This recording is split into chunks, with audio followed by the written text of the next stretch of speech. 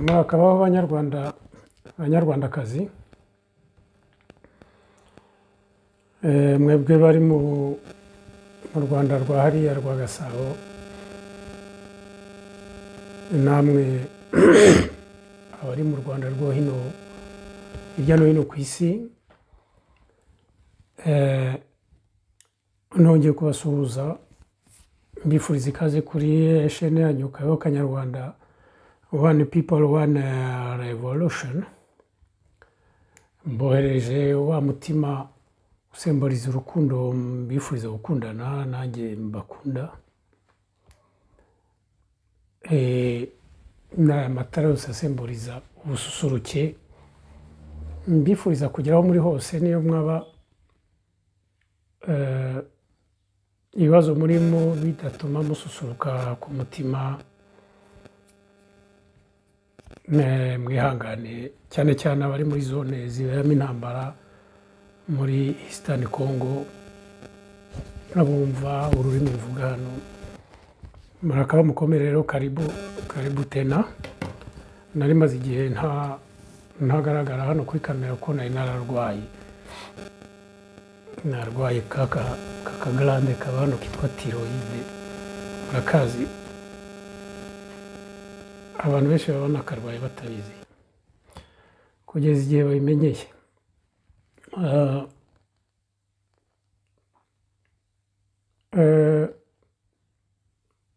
Uyu munsi rero nubwo ntari nakira neza, ariko nari muri iyo hibernation nyine, nayivanyemo no kugira ngo bakore kino kiganiro, kubera nyirabayazana yacyo ni ikindi kiganiro cyakozwe kuri radiyo Urumuri n'abasaza nyine batatu b'abahanga b'intellectuel, bafite n'inararibonye cyane, uwitwa Justin Bahunga, uwitwa Celestin Nsengiyumva, n'uwitwa Aloys Simpunga. Noneho icyo kiganiro abantu bakinyohereje ngo nkirebe, baraguma barinsista cyane, nyuma ngezaho ndakireba, noneho bakarinsista ngo nigire icyo nkivugaho, kuko kamwe mu bariya ni abantu bafite envergure runaka muri sosiyete, cyane cyane muri opposition hano hanze, kandi bakuze bize cyane, hari n'abanditse ibitabo dusa. Simpunga ayobora radiyo Urumuri, ntabwo ari radiyo yoroshye, ni radiyo ikomeye hano hanze muri opposition, kandi njye ndayirespekta cyane. Njya nyikoraho n'ibiganiro, iyo bantumiye dukora ibiganiro, ndetse na Simbuga twageze kujya dukora ibiganiro. Bariya basaza nabo bandi bari kumwe ndabazi, uretse ko hari n'abi iwacu hariya mu Buganza, kuba ndi regionaliste ndubabizwe, ariko ni n'abasaza b'imfura mu buzima busanzwe, n'abantu b'imfura, mbese nk'Abaganza bishwa nk'ibi byanjye kwa ni imfura, bariya basaza nk'ibi byanjye. Rero niyo mpamvu, kandi isuje bavugagaho ni isuje ikomeye, ni isuje nyine ikomeye pe. Bavugaga kuri ya ntambara iri mu karere, ndetse bakajya bacishamo bakayikompara n'ibya Ukraine. Nabyo intambara ya Ukraine, intambara ikomeye cyane, maze nayikozeho ibiganiro bibiri hano, ndetse nanjye kandi iyo nayikoraga ibiganiro nabiroriyaga n'iby'iwacu no muri Moyen-Orient, ndetse no muri Asie du Sud-Est. Isuje ikomeye bavugaga, kandi nari maze igihe nanjye ntayivugaho, ariko ntabwo ariyo ngira ngo mvugeho. Ndangira ngo mvuge ku byo iriya deba yanyesipiriye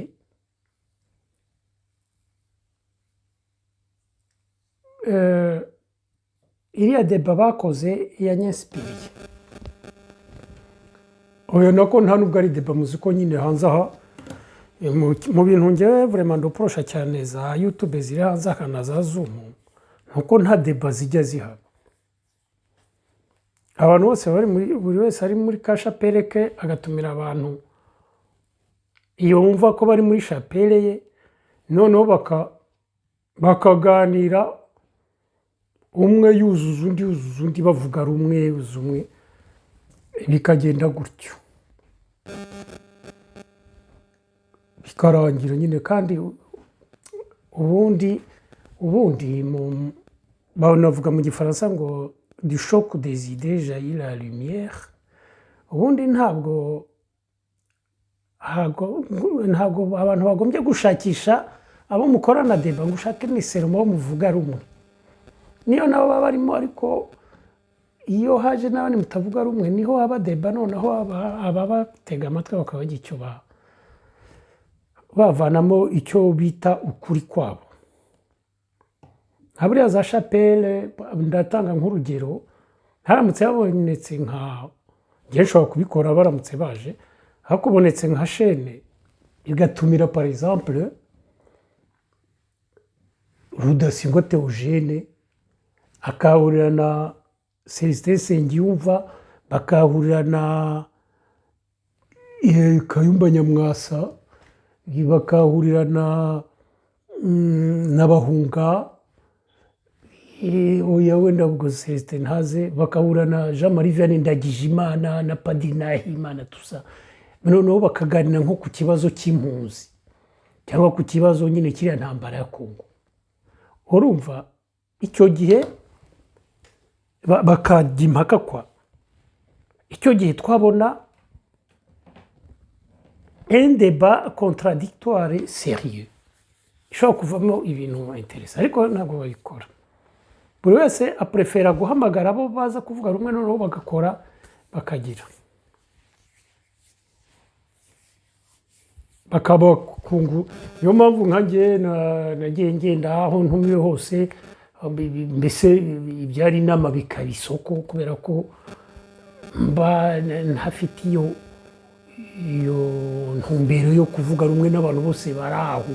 uretse ko iyo bavuga ibintu nemera mbabwira ko mbyemera mbese byaba kuzuza ariko bavuga ikintu ntemera nabwo nkakivuga noneho ugasanga bararakaye ntibongeye kuntumira cyangwa se iyo nama iyo kiganiro bikarangira nabitsitira c'est dommage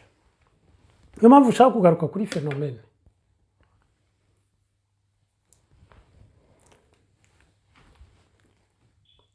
ndashaka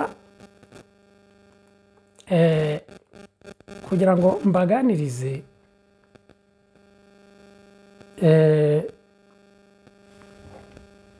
ku ibyo turimo wenda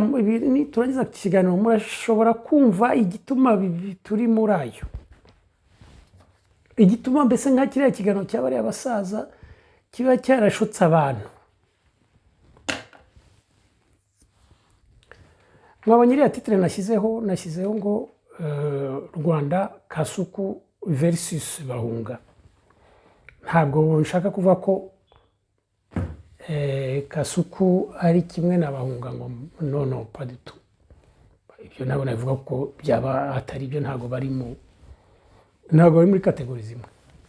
ni nayo mpamvu nabishyizeho kuko batari muri kategori zimwe muraza kubyumva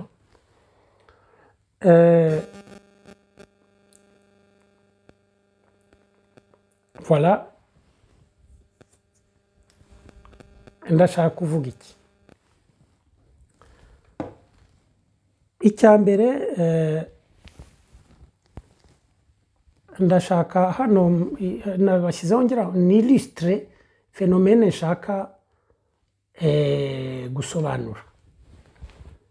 ahangaha hari Bahunga ushobora gushyiraho Celestin Nsengiyumva ushobora gushyiraho Aloys Simunga ushobora gushyiraho Jean Marie Vianney Ndagijimana ushobora gushyiraho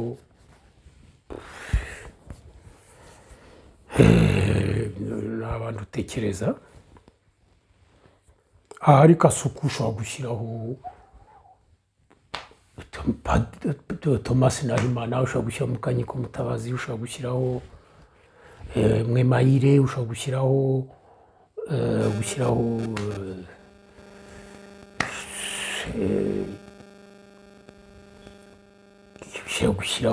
Gisovuki we ntazwi, ushobora gushyiraho Rashid wafunzwe, ushobora gushyiraho Bicahaga, ushobora gushyiraho ntuza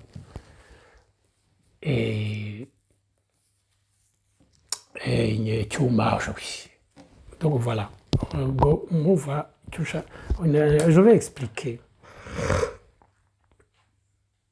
Bahunga impamvu ari we nahisemo comme ça comme représentatif w'ibyo nuko d'abord yagiye muri cya kiganiro. Ikindi Bahunga muri bari mu cya kiganiro niwe la personnalité la plus prépondérante politiquement, kuko Bahunga muzi ko ari mu ishyaka rikomeye rya Gahutu ryitwa FDU, donc rimeze nka prolongement ya MRND ya kera.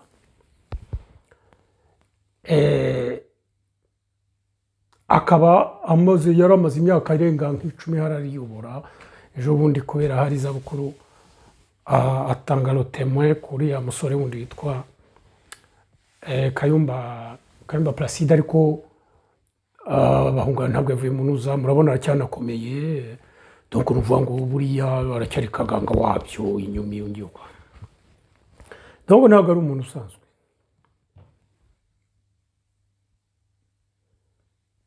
Ntabwo ari umuntu usanzwe muri contre-révolution. J'y reviens. Uyu Kasuku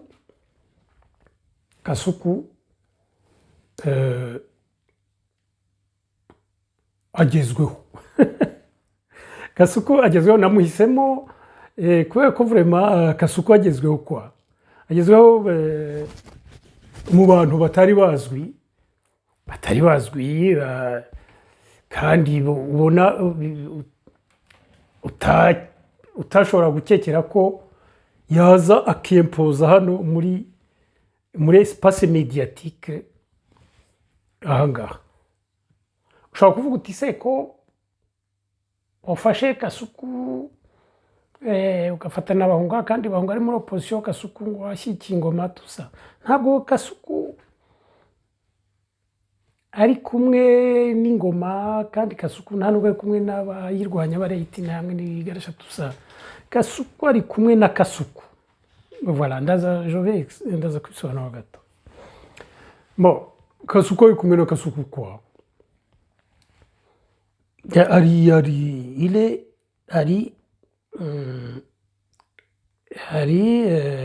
Muri stratégie ze personnelle. Ariko nyine murabona ko zigenda agenda yavansa aza muri ntambwe. Mwabonye ko ageze aho abantu babonye ko afite talent, capacité de communication ziteye ubwoba, ari un artiste de haut niveau de la communication. Basigaye bamuhaza message zanditse akazisoma kuri chaîne ye, message politique. Bon, abo bantu simbazi, ariko iyo arimo asoma texte urabona ko ari Kasuku gusoma, ubundi ariko ari Kasuku kuvuga ko ari Kasuku kuvuga. D'ailleurs ngewe ngo abantu bamukoresha gutyo nabagira inama yo kumwexploiter ku bundi buryo, kuko bene aba ndaza kubigarukaho. Rojare y'aba bantu ba Kasuku n'abantu baba productive. Iyo ushatse kubakoresha kuba productive, iyo bahaye marge de liberté, kuko ce sont des artistes. Donc ntushake kubakanaliza cyane, aho gusuka babwira nka buriya aho kujya mu ikintu cyo gusoma bamubwira bati turifuza gupasa imessage bivuga uko byumva, hanyuma message passe, niho byagira effet kurushaho. Kuko mwabonye ko yatangiye kubisoma wumva batakiri gasuku nyawe nyine anabisoma nabi rimwe akibeshya nko ku magambo n'ikigezi mbese ukumva biri gende biri alors hari un indispensable njya pose kugira ngo mwumve ibyo nshaka gusobanura ubu kuva imyaka 30 ishize no 34 kuva inkotanyi zarasa rya sasu Kagitumba iri sasu nize kureka ikiganiro nawe yako ikiganiro nise ngo ubuzima bw'isasu niba biri kuri chaîne singibuka ayo kwisasu ryarashwe wa mu adjudant chef Gasore none rigakomeza ubuzima rigakomeza rikagera mbandaka rigakomeza no biracyakomeza isasu ntabwo ritaba Imana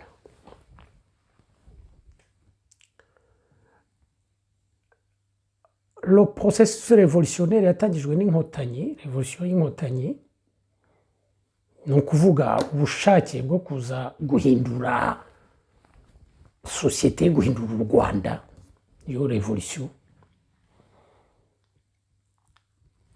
le processus révolutionnaire ntirarangira y'inkotanyi urabyumva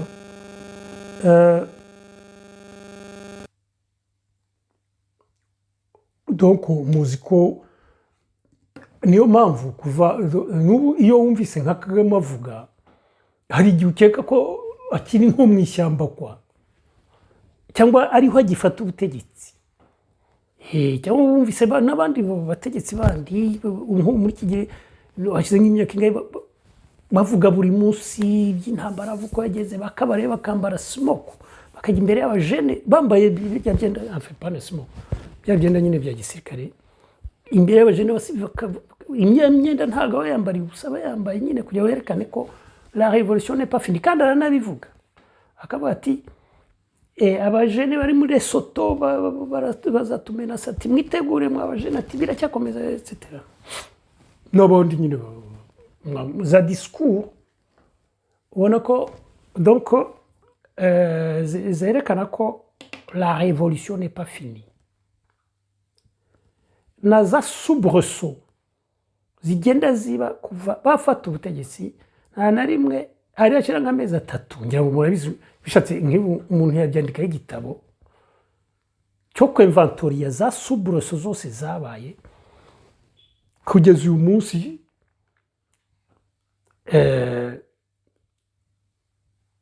kuva inkotanyi zafata ubutegetsi donc soubresaut no kuvuga ngo trouble donc hakaba cya kintu kiba noneho abanyarwanda umutima ugatera nka kurya nyine nka kundi ngo yamaye ngo Faustin Twagiramungu ari premier ministre ngo ya démissionné ngo yahunze bakabitse pas possible n'abayi barya abaminisitiri bose nyine abahutu bakaba ngo bahunganye bikabagira nyuma yo kumva ngo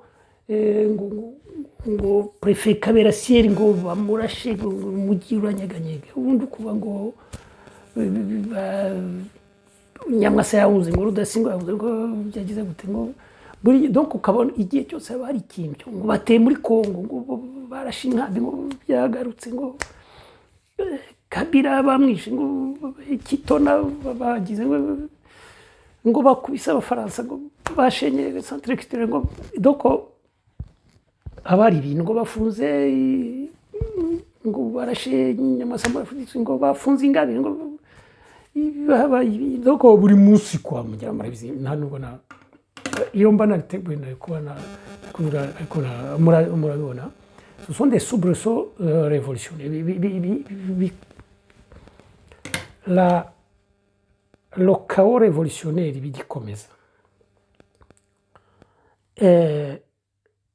kuko bahanganye na Tanzania ngo batutse Kikwete ngo Kikwete yavuze ibingo byagizeho bafunze imipaka bashwanye na Museveni barashe Sendashonga mu gihugu basenyika ngondo yose bahinduye amati bashyize itegeko révolutionnaire ry'ubutaka rishyashya bashyizeho kudahinga guhinga igihingwa kimwe ngo byasakuje ngo murabizi kwa biracyakomeza biracyakomeza. Donc dans le discours, dans les événements ziba les soubresauts, biriya byo gufrapa ngo usesabagina ngo Kizito yapfuye ngo iki bigasakuza ngo iki bafrapye ngo Sankara bamuvanye iyo etc. Noneho rero voilà, pendant que iyo révolution igikomeza, d'ailleurs ikomeza se kubera iki? Kubera ko même la contre-révolution nayo irakomeza. Muri za révolution zose bigendera, iyo révolution itangiye hahita hatangira la contre-révolution. Ibyo byose mushaka kuti ure n'abahunga n'akasuko ariko ndaza kwigeraho. Donc hatangira la contre-révolution. Contre-révolution ni iki? Ni donc haba hagurutse des élites révolutionnaires barimo bakora révolution. Noneho izindi za élite hari zishaka yuko ibyariho bigumaho, nazo zitangira contre-révolution. Hari n'igihe zitangira contre-révolution, révolution itaratangira, kubera ko babona banuganuga abantu batangiye kujura, batangiye kujya gute, noneho bagatangira des actions déjà contre-révolutionnaires zo kubikumira bitaratangira, kugerageza kubikumira. Urabyumva? Mu Rwanda rero ariko nagira mvuge ko iriya revolution yabaye ikiba atari inkotanyi gusa, hari igihe abantu bajya babyibagirwa. Inkotanyi zitangira nubwo arizo zarashe bwa mbere, ariko mu gihugu hari revolution yatangiye y'abantu bo mu gihugu batari bishimiye le pouvoir y'icyo gihe, l'ordre y'icyo gihe établi. Bari baranditse byari byaratangiye no muri za 80, abitwa babirara bandika bakandika amatracte, murabyibuka, abitwa abadokumva abo n'abagoyi barizinde bashaka gukora ngo kudeta bagafungwa. Donc la révolution yari yatangiye mu gihugu. Noneho bari aba 33 babandi banditsi barwa basaba yuko iby'ishyaka rimwe byavaho hakajya amashyaka menshi akajya gute. Donc babyanditse mbere yuko inkotanyi zitera bose, basigaye bakora amanama rwihishwa biki, hari mu cyuka icyo twabibayemo. Ni ukuvuga ngo revolution iyi revolution yatangiye muri 90 ikaba igikomeza. En fait yatangiye dans les années 80 bigira ikomeza. Noneho rero iza kwimateriya. Donc en fait iyi revolution abo mu gihugu bari mu gihugu batabaga hanze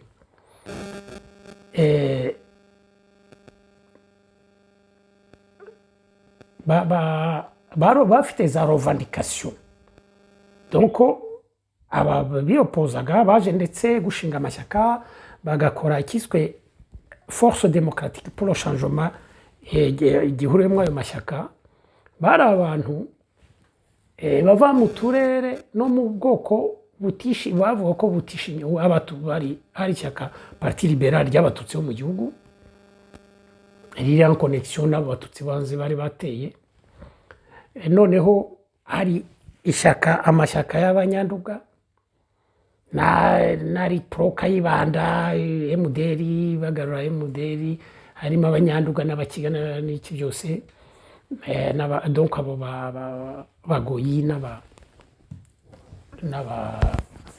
n'abari yabo kwa Bakanyarengwe aho bita mu Bukonya abo bose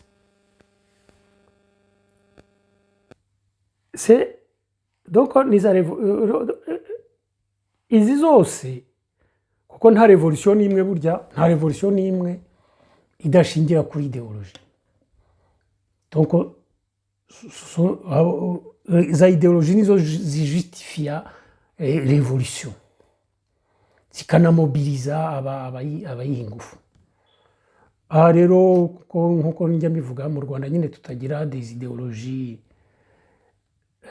philosophiques zizizwi muri Occident, twari tugenda kuri za idéologie nationaliste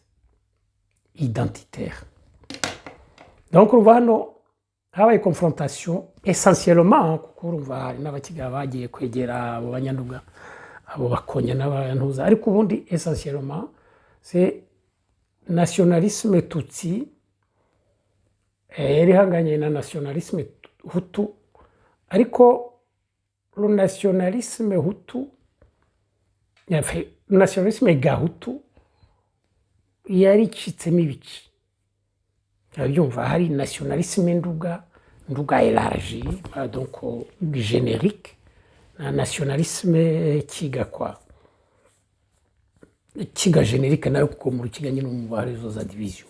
umuntu gadariza arimo kuko nko mu nduga havutse ishyaka rya PSD avuka n'irya MDR nabo ishyaka rimwe kuvuga ko hari clivage no mu nduga etc. Donc c'est complexe, ariko grosso modo hari za nationalisme ethnique et des nationalismes régionaux nizo zimwe zakoze revolution izindi zikora contre revolution. Alors muri hari za technique zakoreshejwe gukora contre revolution, niyo mpamvu akenshi afite kubera ko revolution igihe cyose yaba contre revolution, niyo mpamvu igihe cyose za revolution zikunda kurangira habaye violence, hakunda kuba violence plus zikaba violence zigakomera cyane zikomere en fonction yuko ya force za idéologie. Et la force des idéologies niyo itera ko violence ziba nyishani zibe nkeya. Le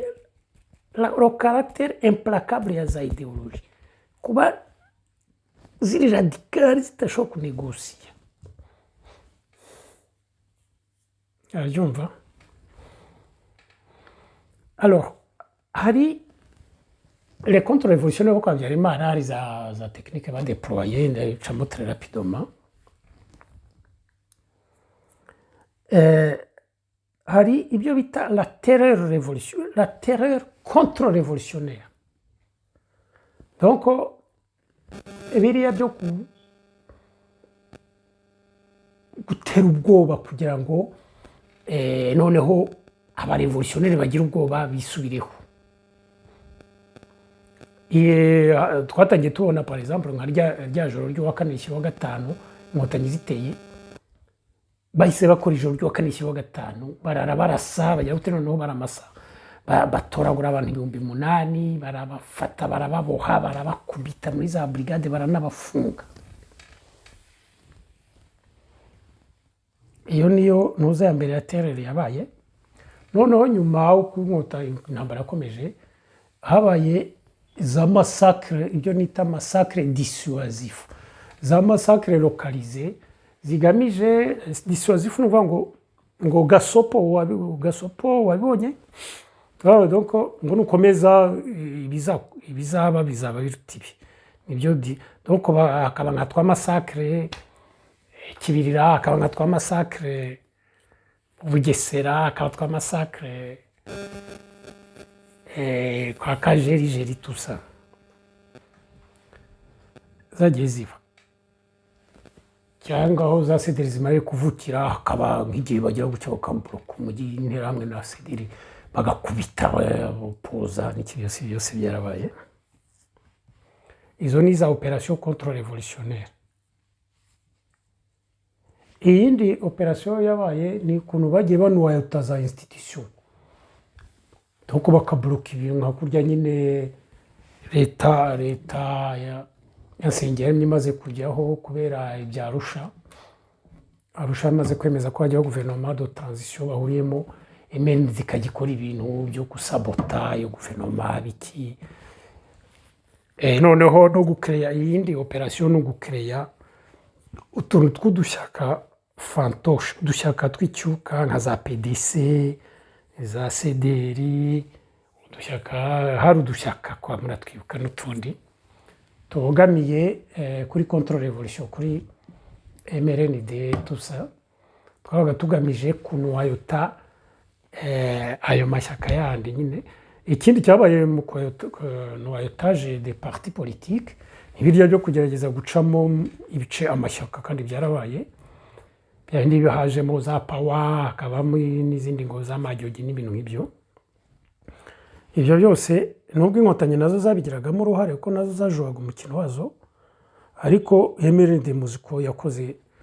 ibintu byinshi cyane byo kwifitira amashyaka. Ibyo ndabizi ko nari muri biro politique ya PSD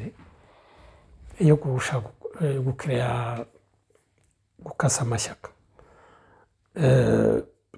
Habaye bakreye za media de la haine, ibyo byaje kwitwa media de la haine. Zijya media zose bakreye, za RTLM, za Kangura n'izindi media zandikaga ibintu biteye ubwoba, ibintu contre révolutionnaire, za media réactionnaire. Donc ibi muri langage révolutionnaire byita la réaction. Réaction kuri révolution, donc abari aba révolutionnaire no bagahangana n'aba réactionnaire. Iyo bose bari radical kubera za idéologie zikomeye, birangira dans la violence excessive. Nibyo twabonye. Alors, le processus contre-révolutionnaire rero muzi ko nayikomeza kuva n'inkotanyi zatsinda ntiyahagaze, kuko les contre-révolutionnaires barahunze bageze hanze, ndetse bashaka kwiorganiza, gukora ingabo, kongera gutera, bari harya muri za Congo etc. Bashinga n'amashyaka, RDR bashinga, FDLR bashinga na za, imbere ya FDLR ya za organisation militaire zabo, nibagiwe ko zitwaga FOCA n'ibintu nk'ibyo, gukomeza gukora contre revolution. Kuko impamvu haba contre revolution nuko les élites bavuyeho, iriya ordre bari barimo yari confortable, stable, babona ari nziza n'iki byose ariyo ibereye igihugu, ku buryo babona ibyo bya revolution ari nk'ubusazi, ari ibintu by'ubusazi, yuko kubirwanya kugira ngo bizaveho hagaruke l'ordre ya kera, babona ari nka devoir ya buri mu contre révolutionnaire, babona ari nk'ubusazi.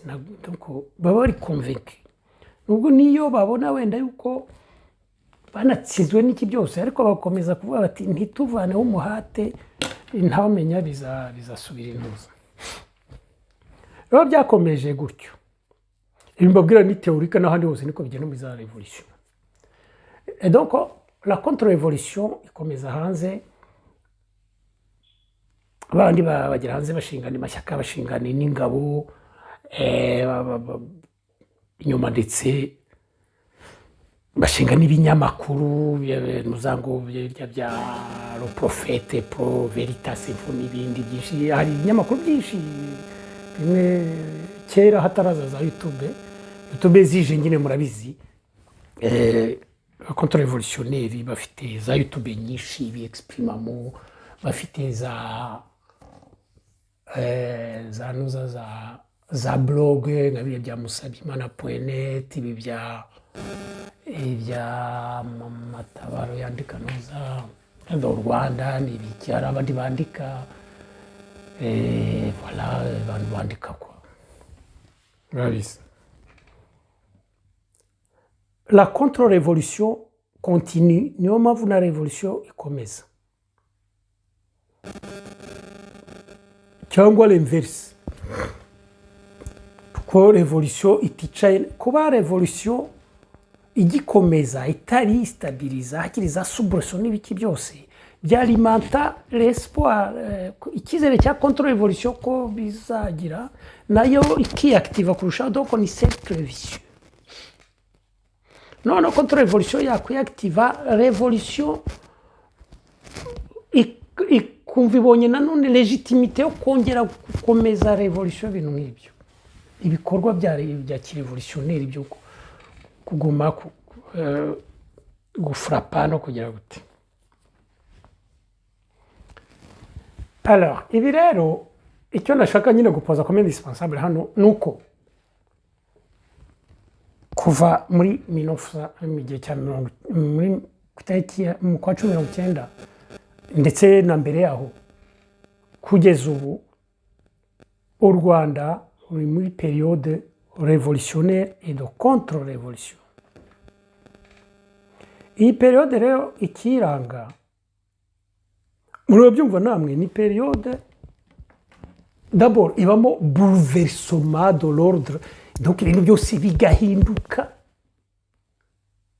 Urumva ibintu bihindutse kandi biba bihinduka vuba vuba, bitera stress muri société yose. Noneho bikanatera incertitude, ni ukuvuga ngo ntuzi uko ejo bizamera, kuko nyine nkuko tuvuze ngo buri mezi 3 hari ikintu, kuvuga ngo rwigaraye bamufatiye, kuvuga ngo bigize gute, uti wenda nanjye bazamfungiye bazataha ubutaha, bafunga Karasira niba wari umunyamakuru, uti wenda nanjye ninjye bazafunga, cyangwa washakaga gukora itangazamakuru, ibintu ibyo bafunga tusa kanaka yahunga ukabuti ubutaha nanjye Rwanda ruvundi yaza gufrapa umuntu, uti nanjye bizamfrapa, ibintu nk'ibyo. Donc c'est une période d'incertitude majeure. Akadege kaguruka ukavuga utakazaza ubutaha ninjye kazatwara, niyo waba uri hanze warahuze tusa, barasanya mwasa mu gifu kavuga kahoro ufashe ku gifu hano gutya. Donc période d'incertitude, période d'angoisse aussi, abantu bakaba angoissés, et ni période de danger aussi, danger nyine murabyumva nyine ni danger kuko haba na za violence quoi, za violence, haba intambara, haba za massacre, haba n'ubu nyine haba de temps en temps kuva kanaka ngo bamuvanye muri Mozambique, ngo kanaka ngo yabaye porté disparu, ngo kanaka yishwe muri Mozambique, undi yishwe muri Kenya, undi byagize bite. Abo haze nabo muri ibyo barimo bya contre revolution nabo bakabishwaniramo, kuko nyine ni une période de chaos, bagashwana bagatukana, mujya mubibona nyine kuri za YouTube iki byose. Padina Imana yatukanye na Mukanyiko, iki byashwanye byatukanye byagize bite, tout ça.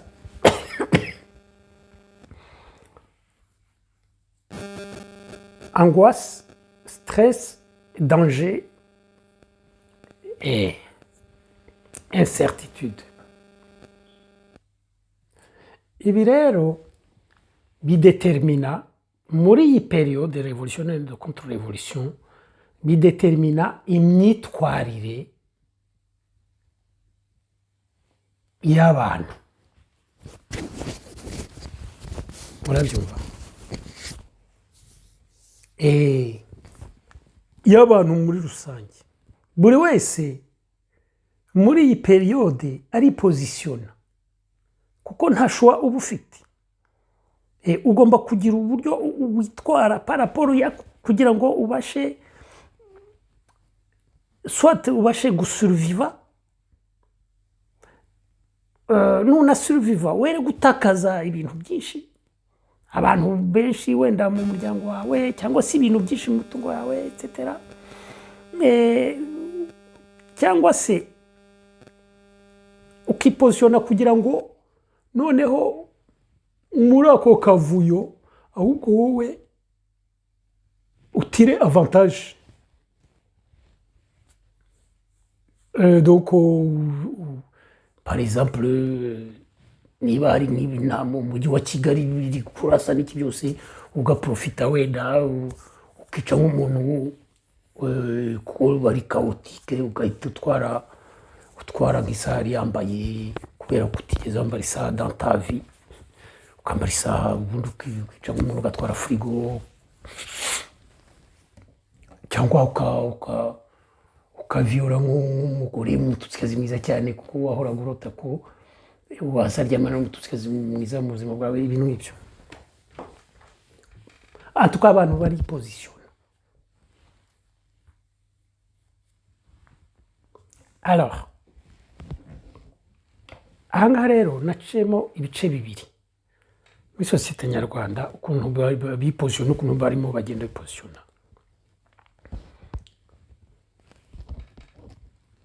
hari abo nita les élites nk'abahunga etc n'abandi bose. hari n'abo nita la canaille. La canaille ntabwo ari igitutsi bariramo kasunya murumva ntabwo ari igitutsi. La canaille c'est un concept sociologique. C'est un concept sociologique yavutse yabaye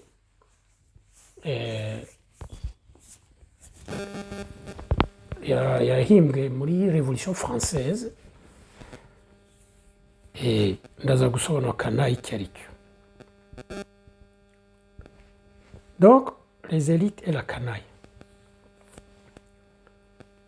ariko reka mpite nsobanura les élites. Les élites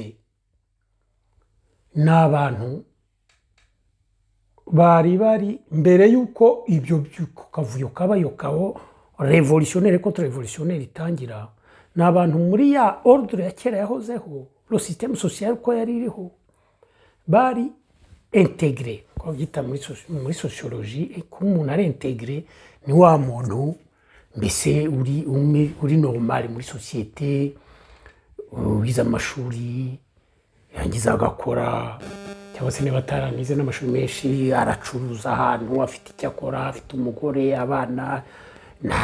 mbese ni umuntu uri intégré muri société.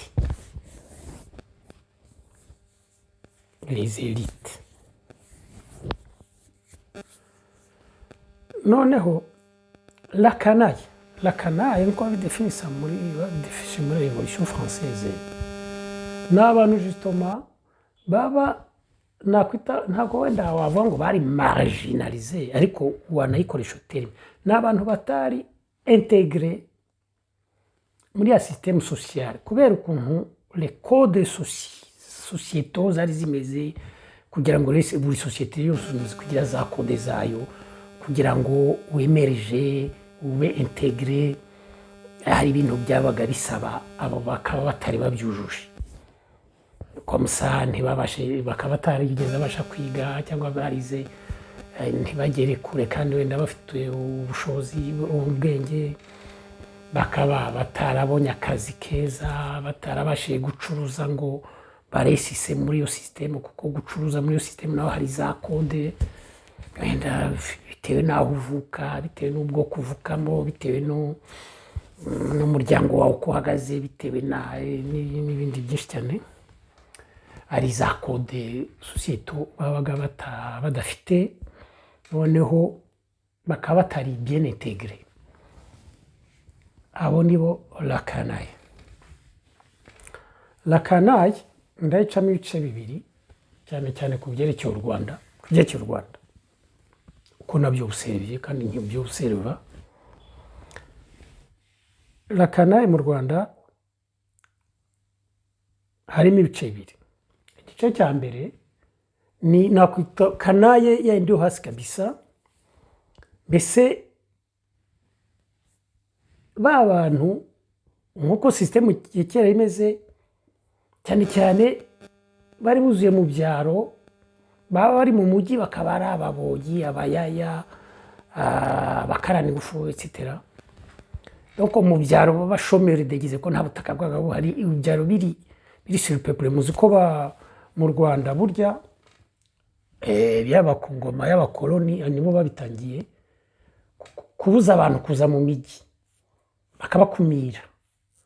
ngo bagume mu byaro ngo badevelope icyaro n'iki. noneho ingoma zaje nyuma nazo zirafavoriza ingoma ya Kayibanda ya Habyarimana. Uzi ko baravuga ngo mwabaye, hari na slogan ibintu by'indirimbo bavuga ngo mwabaye abagabo ngo mwaratashye. Bavuga ngo iyo uvuye mu mujyi nyine ugataha mu cyaro ngo ubaye umugabo, kandi mu cyaro nta imirimo idahari, ari ukujya kwayura wirirwa na so na nyoko, basaba ubutaka badafite ngo bakwatire, ushaka kurya munsi y'urugo nta gihari tuza. Il y avait une jeunesse, hari abajene benshi cyane mu cyaro, cyane mu cyaro ko no mu mujyi hari basigaye kamemo furusa bakaza mu mujyi. Niyo mpamvu hari izo za encouragement, batakibasha gukoresha condition ngo bakubite bagende, byarabananiye, bakora pression sur la ville kugira bahunga ibyaro. Noneho haza za programme de sensibilisation, ngo mwarabaye abagabo ngo murataha, ngo tuzaba abagabo tuzataha, ibintu nk'ibyo. Donc il y avait hari za facteurs nyinshi cyane, les facteurs socio-économiques zakrega abamarigino benshi bo hasi cyane kabisa batagira, abakene, des œuvres batagira icyo bakorerwa, bari aho barimo bogeza ibikorwa mu mujyi. Niba muzitereme ko bogeza ibikorwa nyine uca nko ku nzu ya Birutari ya Nyarutare mukabango ukahagera, noneho wahura n'abajama ngo hariya sha ngo mbonye inzu ya Biruta sha ngo mbega inzu we, ngo ariko nkayo ya private he, mukabiganira mu rwagwa rukamanuka, ubundi ukaba ngo sha ngo yewe data we, ngo Rujugiro yazanye imodoka shaho, ngo muri uyu mujyi, ibintu nk'ibyo mukaganira ikigage kikamanuka, ibintu nk'ibyo birirwa bogeza ibikorwa, aricyo nta kindi, ibikorwa by'abakire. Abo rero babaga bafite une grande frustration ikomeye, bafite ikintu ndetse kimeze nk'urwango kuri iyo elite yose ibiba marginaliza, ariko baturamye nyine kuko ntacyo bashobora gukora. Abo ni igice kimwe. Hari n'abandi, iyindi kanaye yo mu rwego rwo hejuru, hariho nshyira aba Bakasuku aba bose nahoze mvuga, Mukankiko bashinze amaradiyo, bamwe Mayire, bande bose, abo bose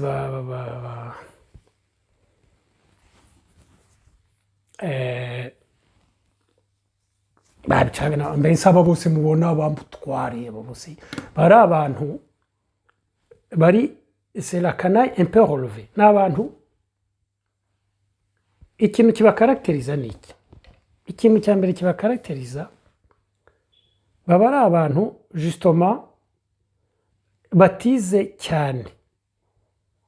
baba arize amashuri make aciritse cyane, ariko bakaba ari abantu, ikindi kibakarakteriza, abantu bafite ubwenge bwa kimeza budasanzwe, buri hejuru ya moyenne, bafite za talent zidasanzwe, nk'ibintu nahoze mvuga bya Kasuku, lo talent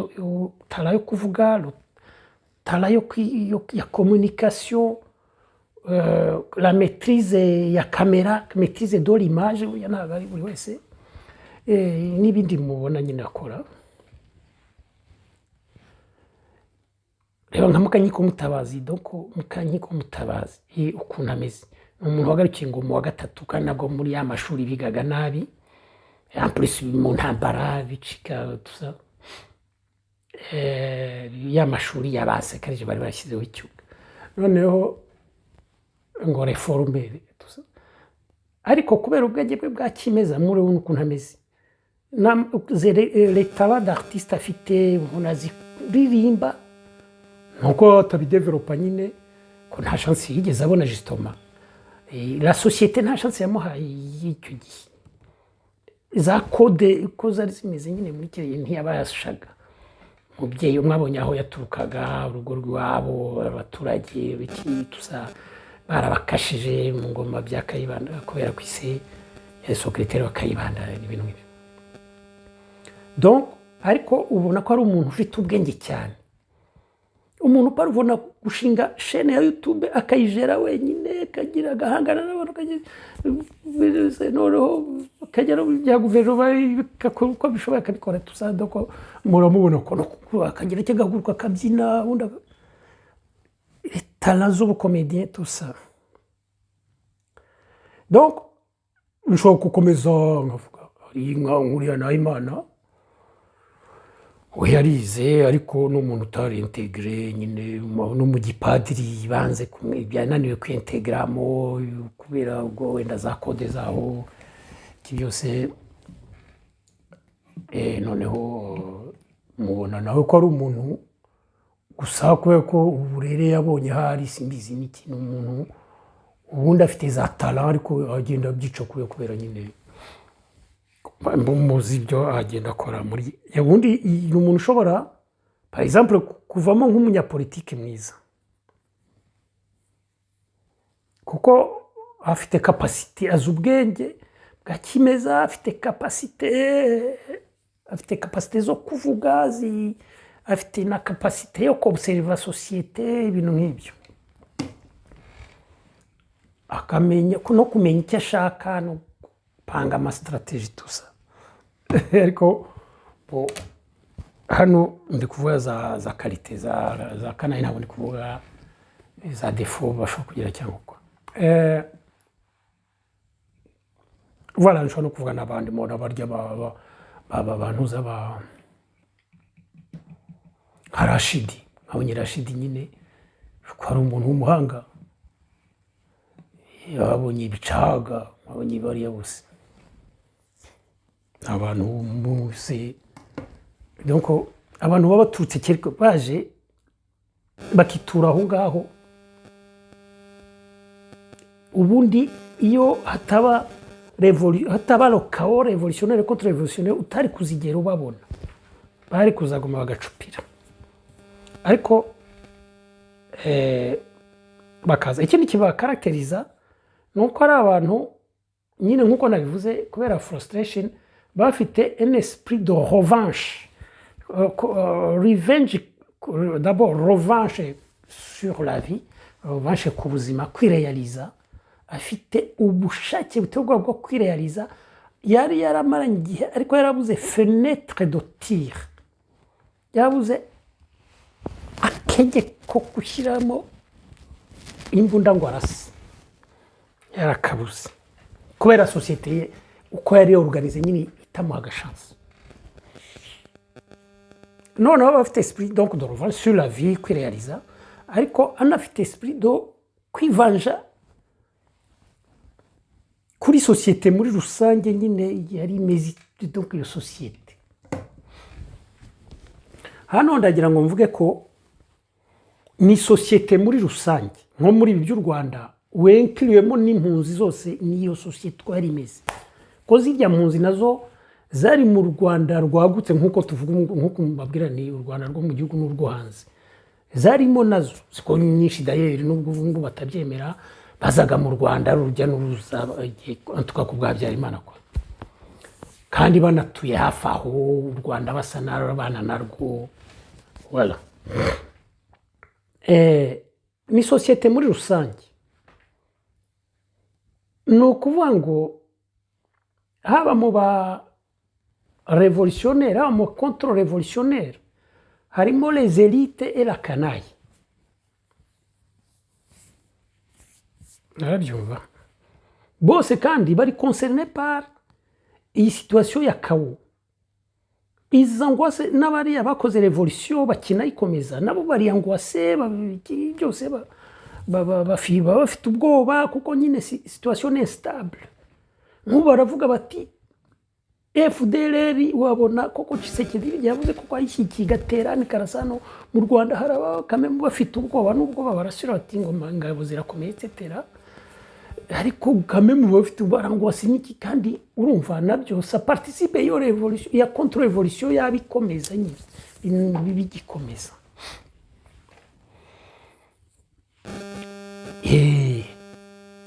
la contre révolution iracyakomeza kuko mwabonye nejo bundi bashyizeho bahuriye i Paris basinya yuko ngo imitwe y'ingabo yishyize hamwe ngo kurwanya u Rwanda birya bitera ngwasi noneho n'imitwe ya politiki ngo bashaka kwishyira hamwe bashaka amafaranga yo gufasha impunzi ariko wenda barimo no gufasha wenda nayo gufasha n'izo ngabo tusa uko byose biba bishoboka. Alors muri situation le chaos comportement zigenda gute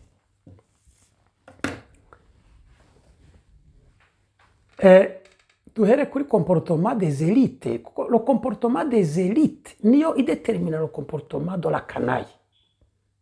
kuko behavior nyine comportement ni behavior uko bitwara kuko za revolution na za contre revolution nkuko mpora mbivuga zikorwa na les élites. Abaturage ntibakora revolution, abaturage ntibakora contre revolution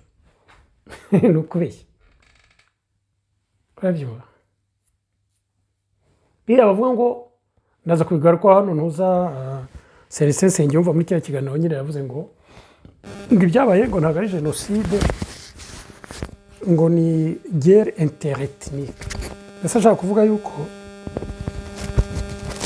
inkotanyi zateye ari intutsi noneho abaturage b'abahutu bakarwana n'abaturage b'abatutsi no ariko turabigarukaho kuko nkuko nzabigarukaho mu byerekeye le génocide lui-même y'abatutsi en tout cas c'était yari le summum de la contre-révolution. Arabyumva. Bon, les élites rero bitwara gute?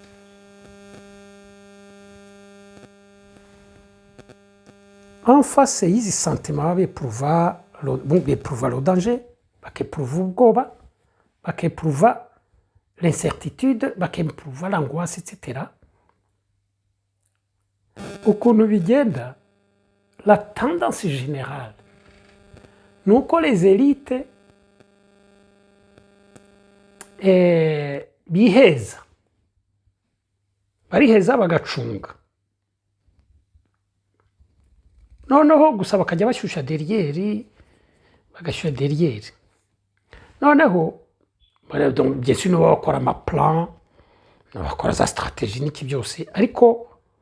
baba les élites ziba très prudentes, careful.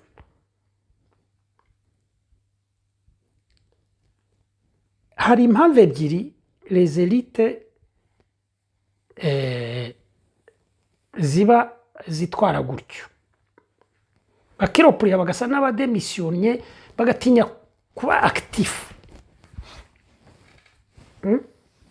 Mwarabibonye kwa mwarabibonye ndetse ngiye kubigeraho noneho bagatinya kuba actif ariko bakaba actif bihishe inyuma yo bakora ama stratégie cyangwa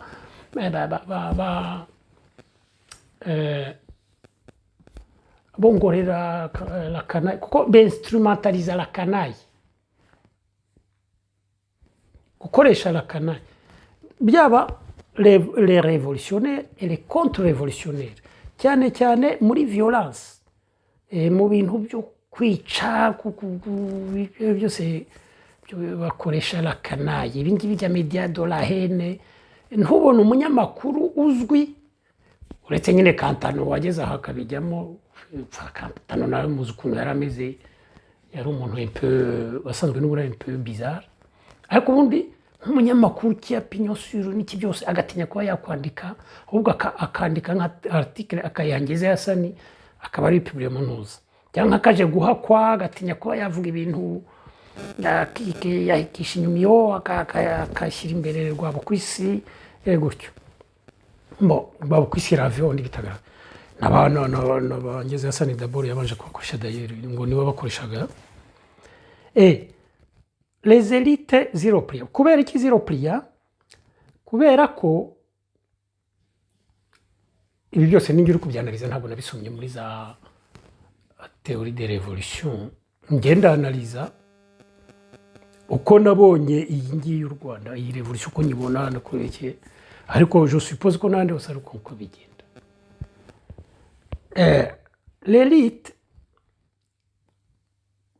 impamvu biropriya no kubera iki? Ikibazo cya mbere,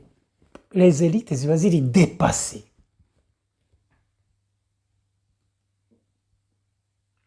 Urabyumva? Baba bari dépassés par les événements. Kubera iki baba dépassés? Kubera iki?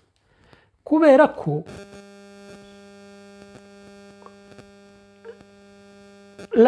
ubundi iyo système, iyo société runaka, impamvu iba yanavutsemo ibyo bya revolution, yavutsemo revolution, ni ukubera ko ari société isanzwe iri pourri, iri ifonctionna nabi, cyane cyane nko kuri ibi ngibi bya intégration. Muri ya société bashaka kurevolutiona, yabaga ari banje nayo bari société by'igitugu, cyangwa se société genda kuri za cyami ziremereye nazo nyine z'igitugu tusa, cyangwa se niyo repubulika ariko by'igitugu, ingoma z'igitugu tusa.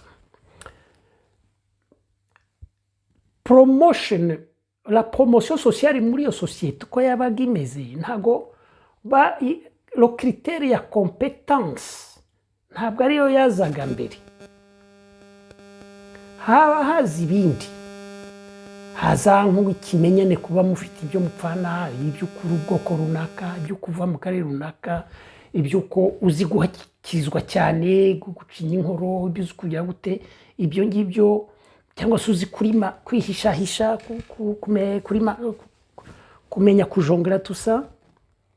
ari izo karite akaba arizo bareba kurusha kureba competence. Competence bakayireba nyuma, ku buryo usanga muri izo société abo ngabo bitwaga les élites, les élites bari abantu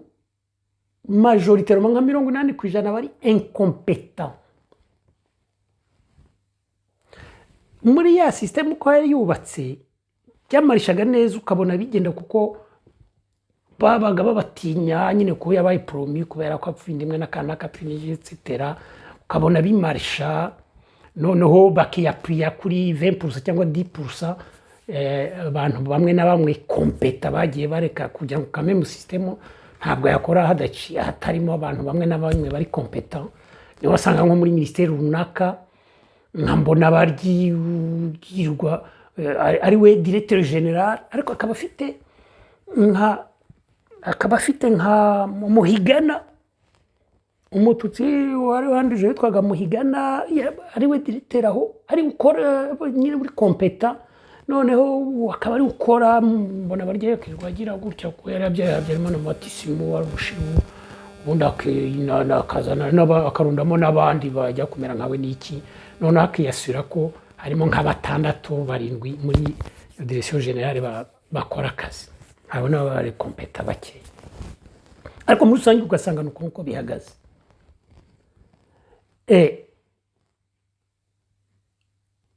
Aba rero kubera urumva iyo élite irimo incompétence généralisée, la médiocrité généralisée, tant que le système yari médiocre gutyo bevoluaga nk'amafi mu mazi. Ariko ubu haje lokawo, haje ibintu birahindaguritse, birasaba kugira ngo bibe maîtriser, birasaba la compétence, kuko ni ibintu bishya, l'inventivité, guhimba ibintu,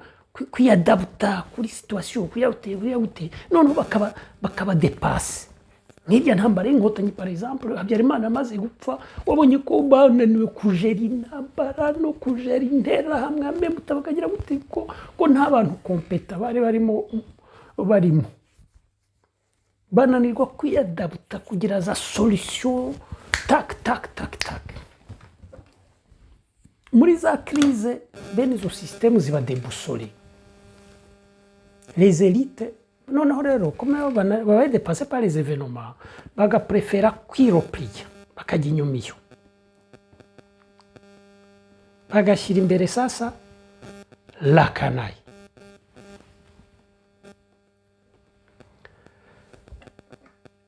Donc ndavuga muri rusange hari n'ababo harimo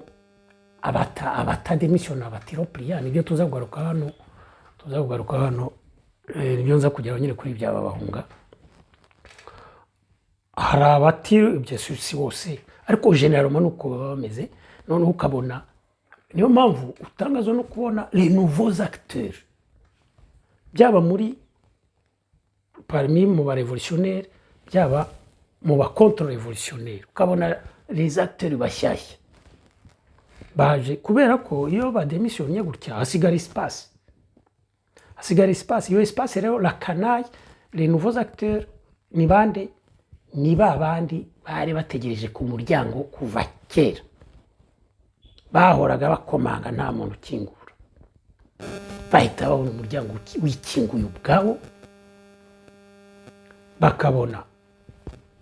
c'est chaotique n'akavuyo bakavuga bati kandi bo rero ikindi cya kabiri gituma l'élite européenne nari nkibagiwe nyine demisiona ni ukubera ko baba bafite ibintu byinshi byo gusova. Iyo ufite ibintu byinshi byo gusova gufata risque birakugora keretse uri umu vrai révolutionnaire cyangwa uri umuntu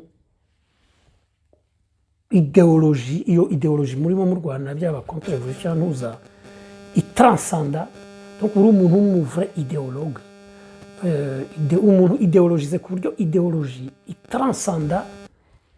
bwa bwoba bwawe cyangwa iyo confort yo gushaka kugumana imitungo yo kugira gute kuproteja ibiki byose ikabitranscenda. Abo rero si benshi muri rusange abangaba bafite ibintu byo gusova bafite icyo gusova bari abantu nyine muri iyo système ya clientélisme bagamo barakimiye ibintu by'imitungo myinshi mujya mubona hano ubwira umuntu uti se akakubwira ati Sylvain ibi agitenga kiriya gitekerezo wavuze ndakwemera n'iki kandi akanagira ibyo akongera ukamwitse na wazaje tukabikora ikiganiro kuri Zoom n'iki ngo yasha ngo njye sinatinyuka ngo burya njya mu Rwanda ngo burya mfite kazu ka Mugongo wa Tembo i Remera ngo ngikodesha mu Rwanda ngo urumva ibintu nk'ibyo. Donc baba bafite niyo baba bari compétent batari dépassé par les événements kuko harimo baba bari compétent baba bloqué par icyo kintu cyo kugira ibyo basova. Donc gusova umutungo gusova réputation yabo baba batona ku bintu ati se navuga ijambo rikumvikana nabi ko mbona ibintu ari incertain bakamfrapa na réputation yanjye ikagira ese nakwiteranya kutiteranya c'est très important muri abo bantu ati nagira ikintu mvuga kanaka kikamubabaza undi kanaka kimushimishe kuko muri système muri iyo chaos révolutionnaire justement kubera izo za sentiments exacerbés abantu baba bari sensitive bari sensible effectivement ushobora kuvuga ikintu kigaragaza umuntu kandi imbere ya revolution wenda kitari kuba cyamurakaza etc. donc bagatinya kwiteranya donc bajera utuntu cyangwa baravuze ati umugore wanjye sinamukira we ntiyemera ibyo cyangwa se ibintu kandi ndashaka kugumana umugore wanjye cyangwa hari umwana wanjye umutabye no ibintu nk'ibyo bafite beaucoup de choses à sauver. Tandis que la canaille rero ngo twavuze bonyine ko bari marginalisé n'ubundi nta kintu kimwe bafite cyo gusova cyangwa bafite ibiki bashyira kuri balance bagasanga ibyo bazaganya ari byo byinshi. Bo la canaille rero ifata ya espace ba les élites bavuyemo bakayokupa soit aba les élites babakoresha ariko nabo l'élite umukoresha bazi ko amukoresha ariko lakana yaba azi ibyo ari we yikorera gusa profita yuko iryo dirishya rifunguye. Niba par exemple bamwohereje kujya kwica umututsi runaka abaturanye bakamutuma waragenda, ntabwo ajya kubera ko agiye gushimisha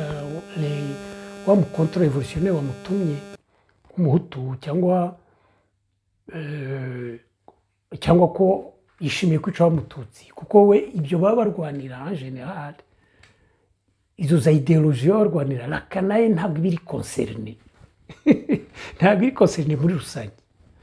Donc we abashaka kwiposition, donc we rero ajya kwica wa mututsi uramutuma akajyayo, ariko agiye noneho we ahubwo akavuga ati ndamusahura,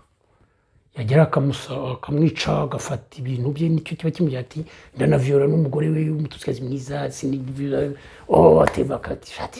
umututsikazi shade. Voilà, donc akumva ageze promotion sociale, urabyumva. Ariko aramutse ageze ko wa mututsi agasanga umututsi ari malin, donc nawe atagize ubwoba cyane ngo apanike n'iki byose, umututsi akamura amaso akamubwira ati kushati wowe ibyo urimo abo bahutu bakoreza kunyica ko wari ingegereje ubundi aricyo bari baragufashije, akagira kuraje kumubwira, akamubwira ati ahubwo wowe uya mushenzi reka nguhe amafaranga 500, wowe ahubwo uzapange umwice mu ibanga batari mbese d'abord umhishe ntunyice, akamwereka nyine ugenda ubeshye ko wanyishe n'iki byose, ati kandi uzakinyice wa mutipe yagenda akamwica. Urumva, donc niba mama nahoze nkubwira nti nka Kasuku, kuvuga ngo Kasuku ngo ari ku butegetsi cyangwa nta buriho, ce n'est pas vrai. Donc Kasuku ari kuri Kasuku, donc ntabwo nshaka kuvuga ko Kasuku necessairement yagambanira buriya butegetsi, ariko ntabwo ari uko bifunctiona.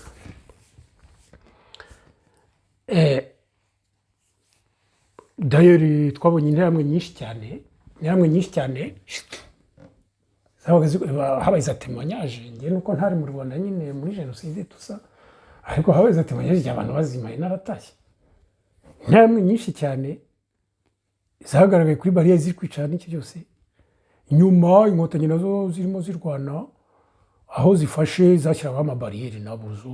bakanica, nabo ntibakoraga na jenoside, ariko batiriyaga abo bicamo, abahise bagatiriyamo abantu bakagenda bakabica. Noneho bagasanga ya nterahamwe nk'abatutsi barimo babashe kwisha n'iki byose, cyangwa se barimo batahuka baturuka muri zo n'inkotanyi, bari bakabona ya nterahamwe iri kuri ya bariyeri y'inkotanyi, yarabaye inkotanyi nyine, kuko donc kuvuga ngo niba n'inkotanyi ngo aba n'abaki ntabwo isanfute kwa bien sûr arabavuga ngo abaga bari abatekinisien, simbyemera enfin, ariko nako kuvuga ko ntabyemera, sinshaka kubyumva yuko bahiboheje abatekinisien ngo bica abatutsi, uretse ko bishoboka, simvuze ko bitabaye, ariko sinshaka gushyira mu mutwe wanjye niba nabyo rero byaranabaye, ariko iyo phénomène mvuga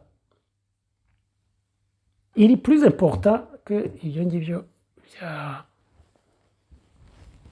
by'abatekinisiye. Voilà. Alors icyo rero nashaka ikiganiro kidatinda cyane,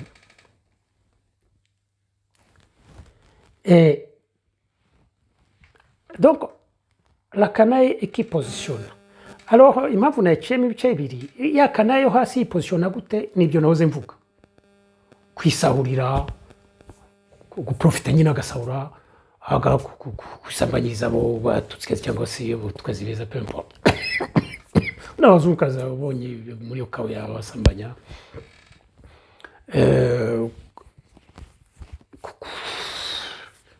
kwidefula ko ari bicaga neza wenda atari no gushaka gusaba ariko akidefura kubera la haine yabaga afitiye les élites urabyumva ibiki byose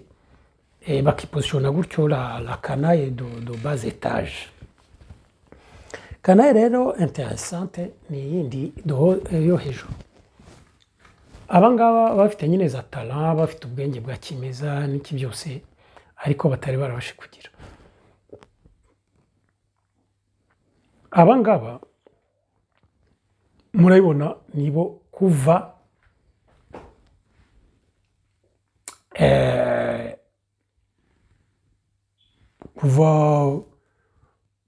révolution y'inkotanyi yatangira na FDC nyine za Force démocratique du changement mubona ko haje des acteurs bashyashya haba muri politique haba muri business haba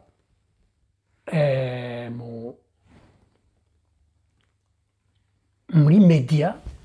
tout ça niba bari imbere nari imbere duko urabona nka kuri nko mu Rwanda tuvuge mu ba revolution kwa mu nkotanyi n'aba revolutionnaire nyine ariko reba nkawe bakazana uzi ko nyine bavuga ngo abo Paul Kagame yatangiranye nabo nyine yajya bafrapa Musabye Imana aretse kubikora ikiganiro abafrapa nyine les grands intellectuels qui byose noneho abatafurapye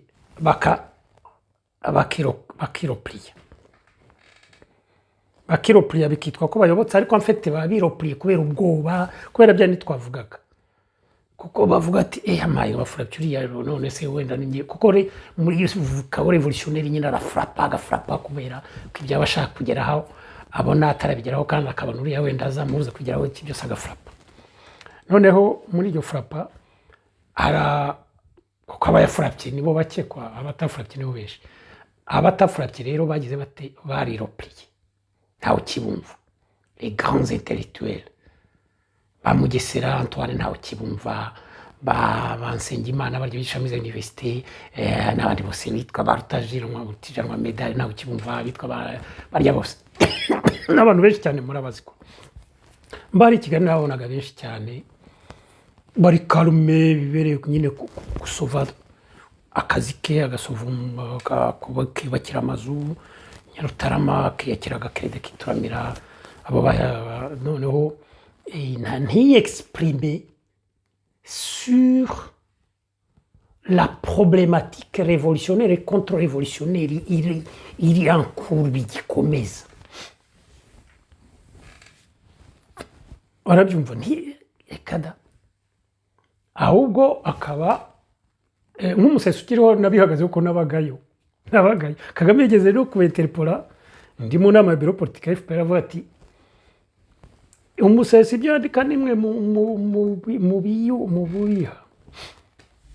urabyumva nyine bya bine navuze bakiropura inyumiyo noneho umuseso urimo za Canaille nyine za abantu za ba Didas Gasana ba Kabonero niba ari Kabonero tusana bari aba uyu nguyu mushuti wanjye doshe Muganza uyu ko ufite nyine ikinyamakuru Semana Tarisisi tusa Canaille haute bari bazatara zabo barazizanye mu itangazamakuru kuko mbere byogira noneho babandi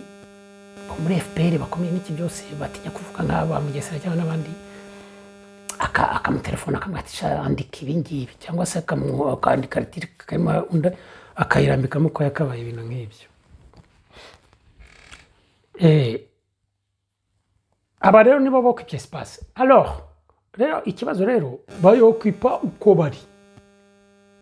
voilà bien sûr bafite beaucoup de talent banafite ubwenge bwa kimeza bwinshi ariko nyine ntabwo bagize nta institution baba barabonye nta ki byose doko voilà nta bintu baba bazi arabona nkamukanye ko mutabazi asesengura politique agasesengura amateka agasesengura economy agasesengura iby'intambara, agahamagara General Habyarimana. General Habyarimana akagenda ameza atya avuga ati Mukankiko ndakwemera. Urabyumva? Voilà. Ariko nyine urumva Mukankiko bavuga mu Gifaransa ngo mbivuge mu cyaro ngo umugore mwiza ushoboka atanga ibyo ntashobora gutanga ibyo adafite, niyo yaba ari mwiza gute atanga nyine aho ubwiza bwe bugarukira. Uriya Padiri Nahimana yarize n'iki byose, ariko nyine uko ameze murabizi. Yigeze kwivugira ati jewe donc nawe asa n'uwakita yuko nyine atabishoboye ibyo bintu, aravuga atari ko jewe tinageze no mu buhungiro ndi mu bupadiri n'ibiki byose, ati mbona politike espace ari vide ari libre, ati sinta nubwo nabishati mboblige yo kubijyamo. Ubwo rero ntabwo yabyongeye, ariko yariko ati mbikora uko mukomeze. Murabyumva? Mwemayiri umuntu ko ari umuntu sinzi abavuga ibyo yakoraga mbere, sinshaka kubijyamo, ariko ni umuntu nyine ubona ko atari eduke, atari instruite. Instruite ni ukuvuga ngo ntiyabonye ubwenge bwo mu bitabo etc. Ariko ajyamo akabisesengura. Nk'ubu basigaye avuga ko ari umunyapolitiki. Rero nawe ati ndi umunyapolitike, sinzi abo bari bashwanye, ati simbasaba imbabazi, ati nta munyapolitiki usaba imbabazi, ngo nta munyapolitiki bisobanura. Arasobanura aricara na Padiri Nahimana bagasesengura politiki, bagasesengura geopolitike, bagasesengura Nahimana abaza ati mwema urabivugaho iki? Urabyumva? Akabivugaho uko bizi, uko bimbujemo. Noneho ahubwo ndetse bandi parmi les élites bamwe akabatumira akabacalenginga bamuvuga ngo ibyo uvuga nibyo mwema iki byose. Aba rero alors niho naringira ngo ndangirize ikintu kiganiro.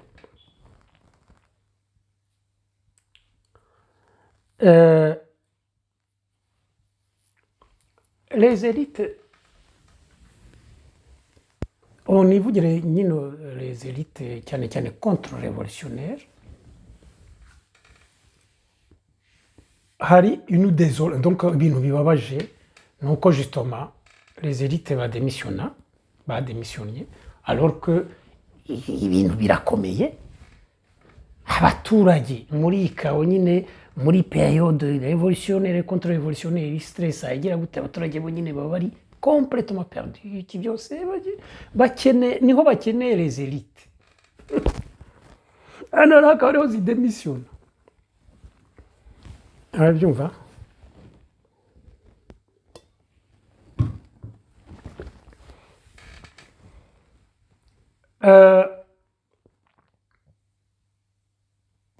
Njyewe rero nishimira vraiment yuko aha naha gutya ugiye kubona ukabona haje abantu de l'élite, ngo ndavuga ndi kuvuga l'élite contre-révolutionnaire yo hanze. No mu gihugu hari une élite contre-révolutionnaire. Abandi bose donc urabona nka barya bafurapye bakabafunga, barya abanyamakuru burya n'aba contre-révolutionnaire. D'ailleurs n'abantu nyine bafite nostalgie abenshi l'ordre ya kera, kuko bari basigaye banabivuga. Kumva nka Rashid aravuze ati Habyarimana yatekaga neza, arabivuze pe, asigaye atinyuka akabivuga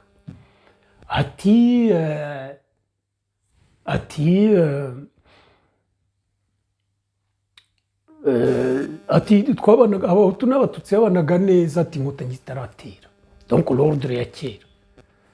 Ati bicawaga nawe akabivuga, Karasira akabivuga, umugore wa Rwigara akabivuga ati twabanaga neza, izi inkotanyi niza niyo bavantara nibyo bazanye. Donc urumva la contre-révolution iracyakomeza meme mu gihugu kwa noneho rero urumva iyo uvuze ko regime ya kera yari nziza kandi ubivuga wicaye mu gihugu tekwa na regime yayirevolution yayisimbuye c'est une insulte à la révolution ni igitutsi kuri revolution kiri grave niyo mpamvu nyine abafunga cyangwa akabafrapa kwa ntabwo mvuga ko mbishima uko bafunga cyangwa akabafrapa ndi kuvuga uko bigenda kwa le principe de réalité rero njye nishimiye ko hari abantu noneho baboneka les élites ntibareke cyane la canaille nubwo bwose ari canaille relevé ariko izifite izo défense zikomeye donc ngo ari yonyine yo occuper espace ko bacishamo bakaza nkanga nshima yuko Celestin Nsengiyumva yagize courage yo kuva muri confort nyine byo gushaka gusova ibiniki akavuga ati ngiye gutanga umusanzu wanjye nshima n'uwo bahunga wagiye muri ibyo wabijemo nubwo bwose atakiri perezida ariko kuba yari yabaye yagiye kuba perezida ndabishima kuko yashobora kubirekera utwana nyine tutazwi umutwe nyine twa kanaye tuza yarabanje arabategura baragira c'est bien noneho hanavuyeho ashaka kuguma kwiyangaje kunguko aza gutanga ibiganiro hari n'abandi nka Jean Marie Ndagijimana hari batinyutse c'est courageux n'abandi ba Rwamucyo n'abandi bose ariko mfite un souci nuko l'impression mfite ni nayo cyatumye nkora kino kiganiro nyine nanze Kasuku bahunga l'impression mfite nuko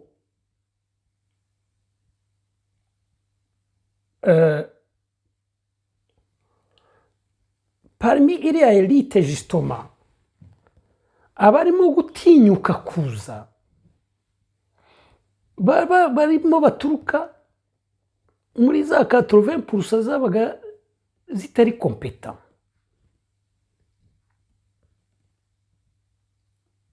bari dépassé par les événements bari dépassé par iyi nkubiri batari basha kubijera kubyumva no kubyaprehanda no kubi kwakompanya rubanda muri iyi processus révolutionnaire et contre-révolutionnaire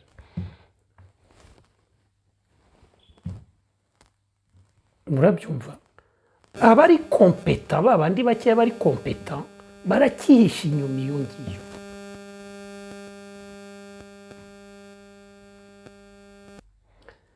kandi ikibirera nuko abangaba bari incompétent bari barazamuwe na bya bindi nayivuze byo kinyemere kuguhakwa kujya gutera voilà et tout ça abangaba ni nabo bari radicaux nta compromis bashobora kugira ko justement nabaswa je suis désolé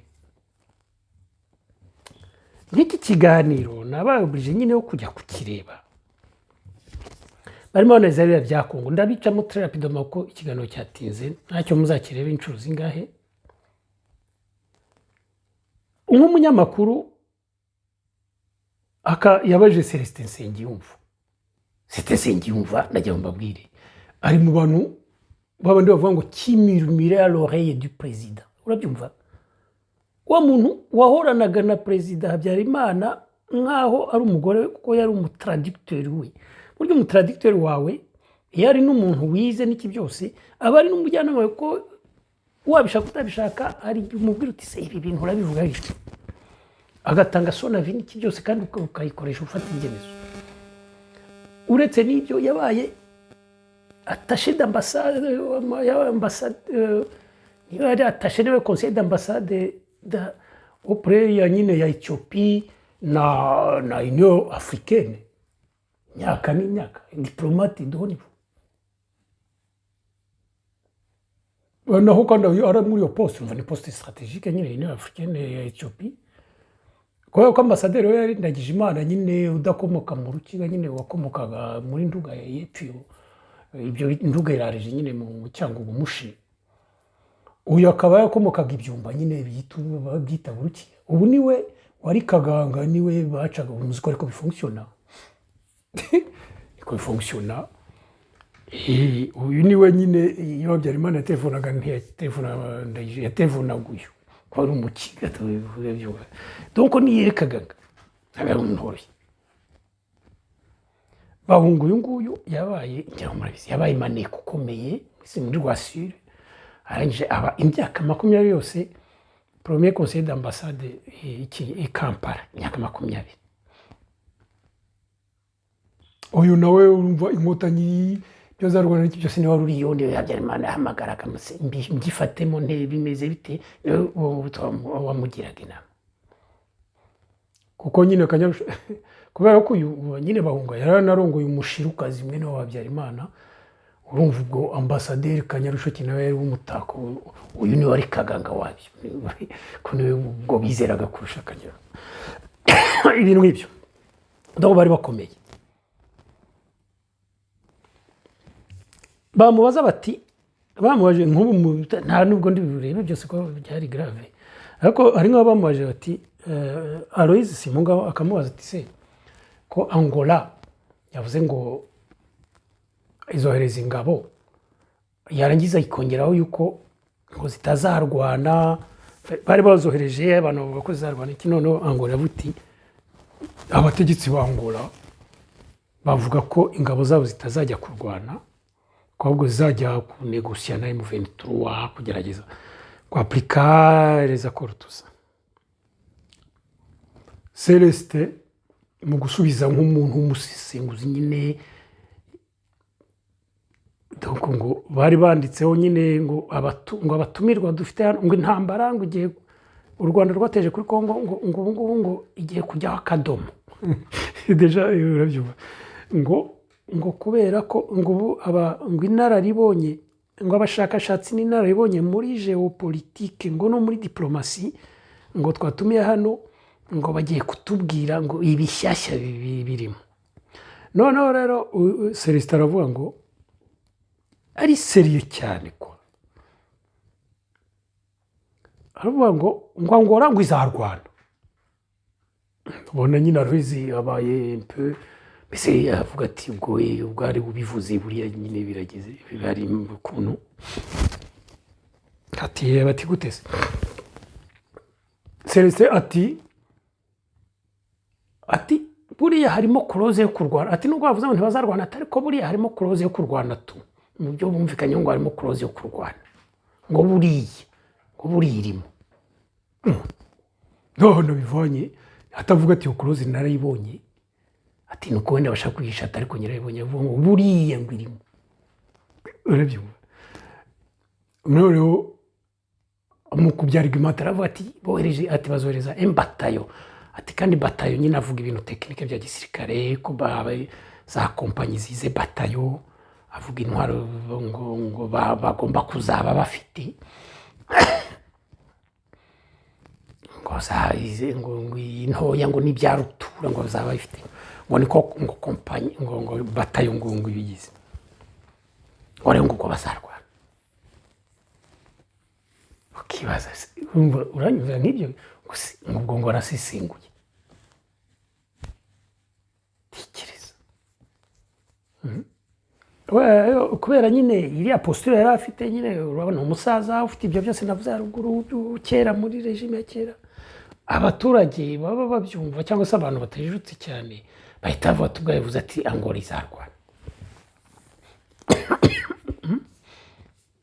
kuko hano barimo banavuga nyine bakanavuga ati Angola rero bakavuga uburwanyi bwayo bavuga imbunda indege zayo ngo bitego babivuga bose umwe avuga undakikiza ngo nibyo ngo aho ngaho ngo byuvuze nibyo ngo n'abasesenguzi bose ngo niko bavuga naravuga rero ngo na Kongo nayo ngufite ibyangombwa byose ngufite abantu ngufite intwaro ngufite amafaranga ngufite ibiki byose ngufite n'indege zayisanganywe ngo zishobora kurasa i Kigali ziri nayo za Kisanga n'itiriwe zinjira mu Rwanda ngo ne ku Kanyaru zikaraza tusa ngo Kongo ngo ahubwo gusa ngo ubundi ngo byarangiye ngo ariko ngo giteye impungenge gusa ngo nuko mbona Kongo igiye gutera u Rwanda ngo ikarufata umva rero ngo Kagame yarakwiye donc rero conclusion nyine ya Celestin donc pas possible quoi urabyumva t'imagine Kongo se niba yishoboye ifite ibyo bushobozi bwose kuki nyine itari yafata u Rwanda hashize imyaka ubwa mbere u Rwanda rutera Kongo ni muri 1996 hashize imyaka hafi 30 ubuze bavuga ngo donc n'amashuri yose n'ibitabo ngo yandi bamupresence ko yanditse ibitabo byinshi cyane ku karere bya géopolitique tuza ubwo ko urumva nk'iki kintu abavuze et voilà bahunga aravuga ngo abanyekongo ngo abantu benshi ngo babona bigira ibigo ry'ikuriya gutyo ariko ngo bafite une stratégie ngo naratunura bivuze ngo dufite stratégie yamaye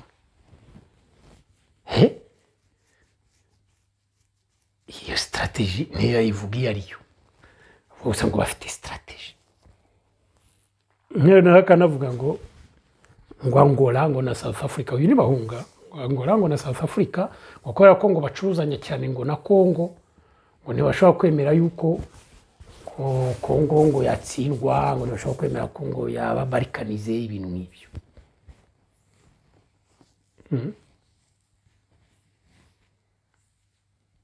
kesha nese Ubushinwa ntibwakoranaga na Union Soviétique ko ubwemeye isi ikaba demantole ntibwacuzanyaga n'ibyo isi byari urujya n'uruza nabo komunisite bose babuze uko bari kubigenza se bon n'ibindi byinshi cyane ariko bongoza kuvuga ni byinshi bavuze akavuga ngo u Rwanda ngo na M23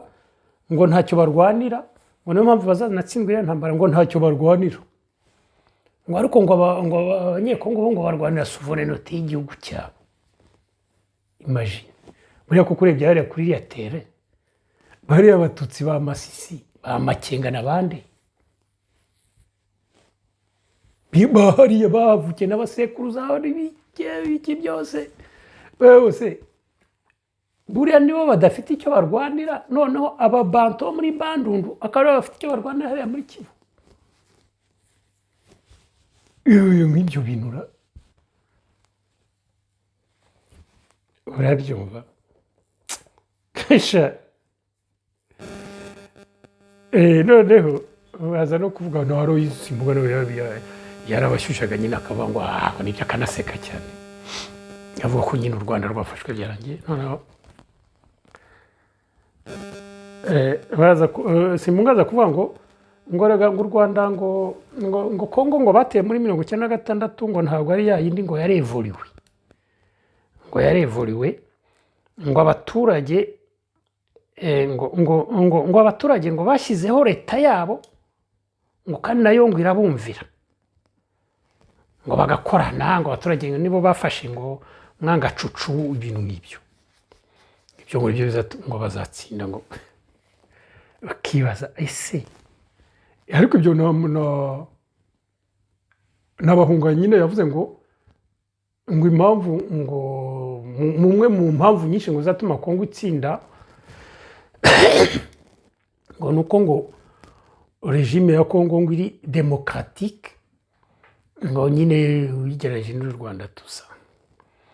ngo rero ngo bafite demokarasi ngo bazatsinda rero kibaza bahunga ndajya nibutse ko bahunga hasi imyaka 4 Tshisekedi agiyeho cyangwa 3 bahunga icyo gihe yari n'umunyapolitike doni vuko yari president nyine wa FDL yari ki president n'ubu aracyari umunyapolitike president wa FDL donc n'ubu ari umuntu kurikije hariya ubu ntabwo yabonye byaramucitse yuko Tshisekedi atatowe ko yagiyeho atatowe isi yose ikabivuga komisiyo electorale ikabivuga ko hatowe Fayulu abasenyeri n'abapadiri bo muri Kongo bakabivuga abantu bose bakabivuga isi yose ikabivuga ndetse na Tshisekedi bajya mubaza akagira agasoni gataka kamwenyura ibintu donc umuntu wagiyeho gutya atatowe yabonye 15%. ubwo niwe ushobora gushyiraho demokarasi muri icyo gihugu agiyeho ku gitugu yempojwe n'ibihugu ba Paul Kagame baturanye n'abayobozi occidentaux n'iki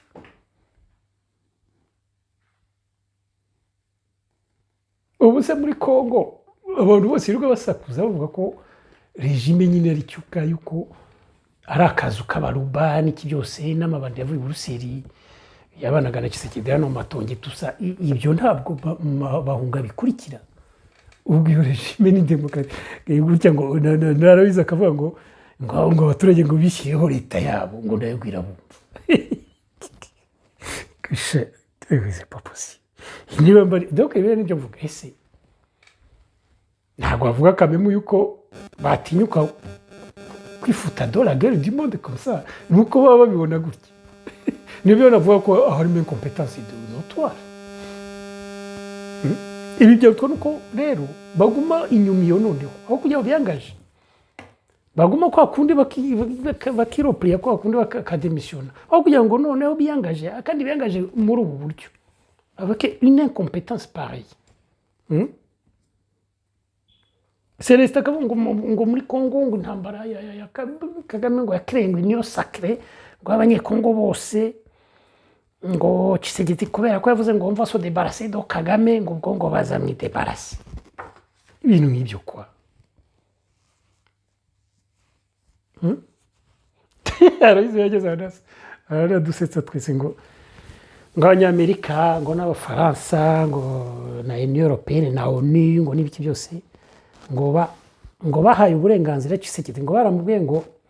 nayo magambo yakoresheje ngo baramubwiye ngo genda ugakubite ngo baramubwiye ngo genda ugakubite ngo hasigaye ngo bazagenda agakubite ngo barabyumva ngo abashinwa nabo ngo bamuha n'imbunda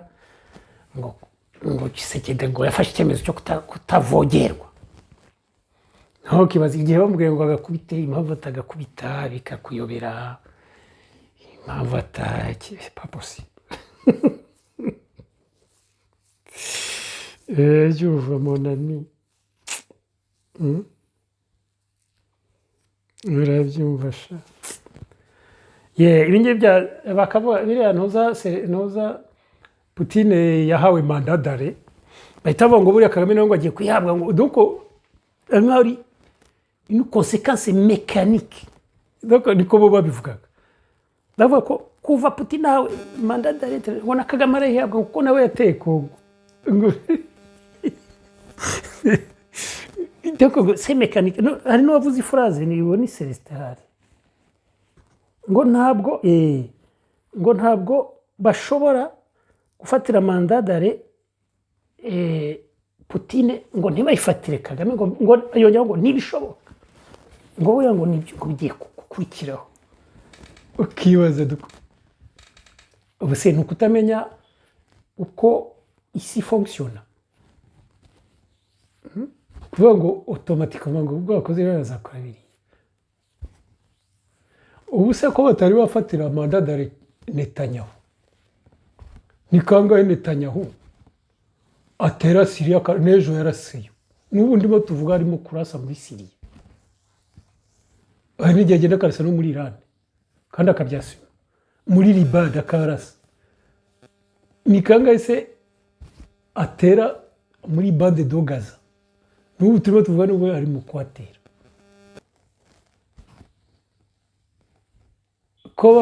donc nawe se yazavuga ngo ubwo bafate Putin ngo mécanique ngo bahita bifatira ngo na Netanyahu nabwo uko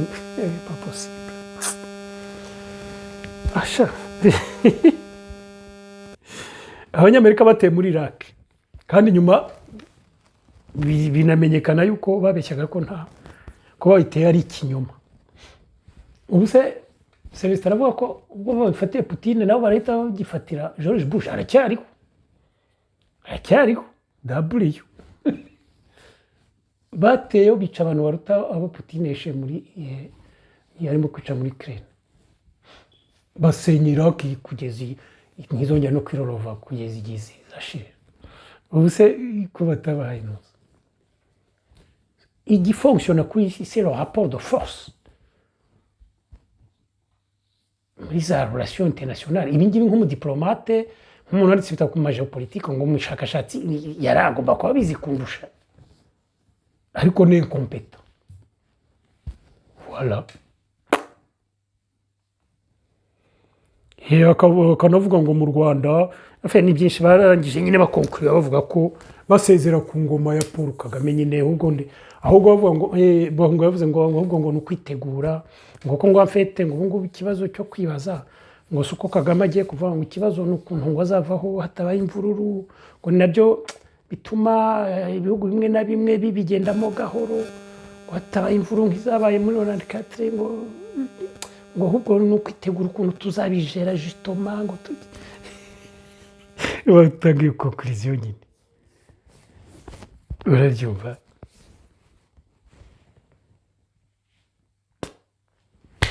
N'ibindi ngira, ariko ni ukubera ko ikiganiro cyatinze, wenda tuzongera tugaruke kuri ibi na za commentaire muzashyiraho, ariko donc ndezume muri make ibyo mvuze yuko u Rwanda kuva inkotanyi na za force interne zo mu Rwanda cyagiye muri 90 muri na les années 80 bangaja processus révolutionnaire, hahise hatangira un processus contre-révolutionnaire ya za elite zashaka ko bigumaho bya MRND n'ibiki.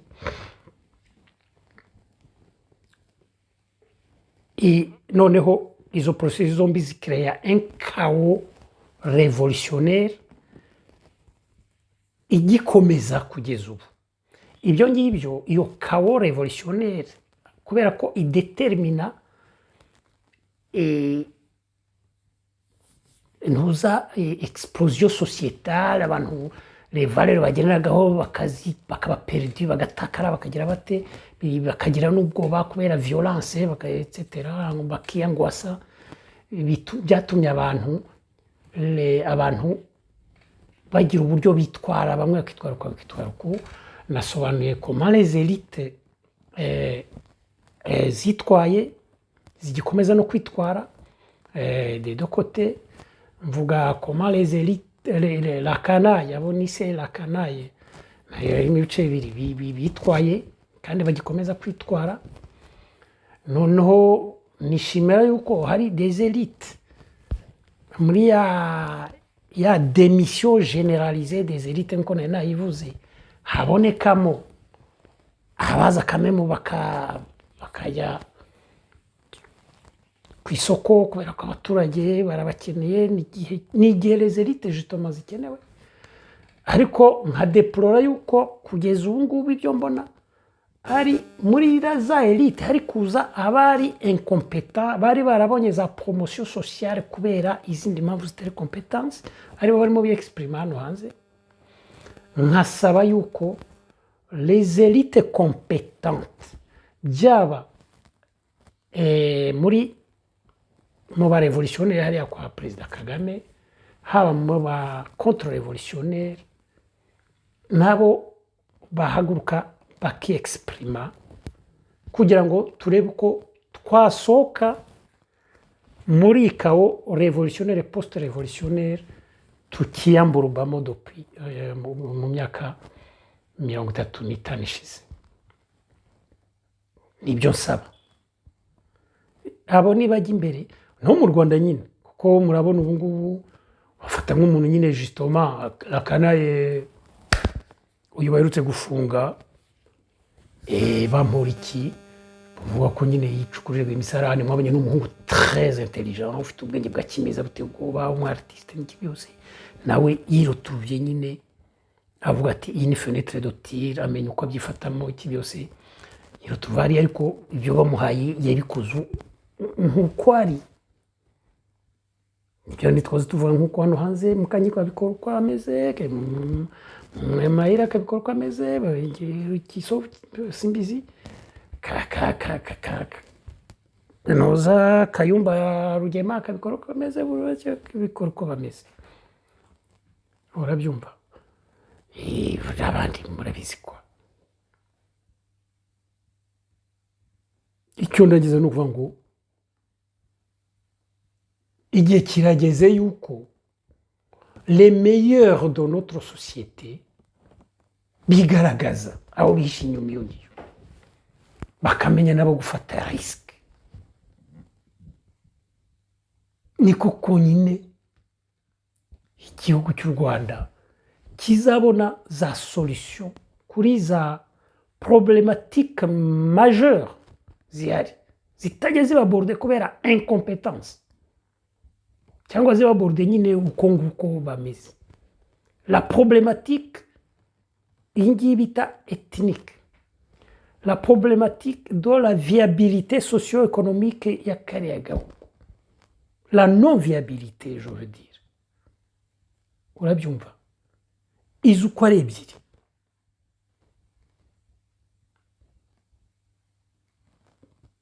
la problématique de la construction d'un état-nation